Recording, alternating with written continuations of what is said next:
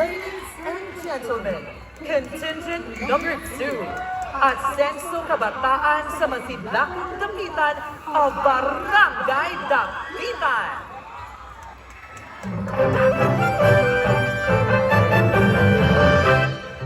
Years of service together with hard work and intelligence for the prosperous and peaceful municipality of Córdoba. In the past 24 months, our municipality of Córdoba has made our country prosperous and the unity of the leaders and citizens of Córdoba. We welcome you all in the State of the Municipality Address 2024. Ladies and gentlemen, mga Cordobanhon, ang atong pinalanggang amahan sa Córdoba, Mayor Cesar Didoy Suan.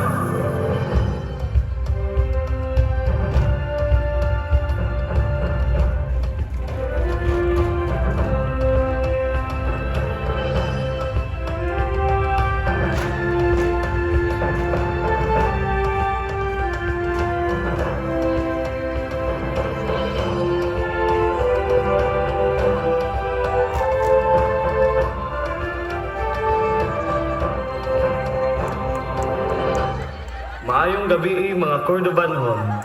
Isip inyong Mayor, I am very proud and honored for all the achievements and recognitions that we recently received sa mga nilabay nga bulan. Sa edukasyon, aron mapadayon sa atong mga kabatanunan ang pagkabot sa ilang mga pangandoy. Sa health, nagpahigayon kita og libreng serbisyo medikal didto sa atong Super Health Center. Sa livelihood, giabagan nato ang Fisher Folks Association sa ilang mga panginahanglan. Sa infrastruktura ug sa atong social services. Sa socio-cultural, suportado nato ang pasigarbo sa Sugbo nga gipangunahan sa atong inahan sa Sugbo, Governor Gwen Garcia. Kining tanan atong nakabuot pinaagi sa pagtambayayong ug tungod niini kita nahatagan sa RP Mission and Development Foundation Incorporated sa ikaduhang higayon isip usa sa mga top performing mayors in the entire province of Cebu.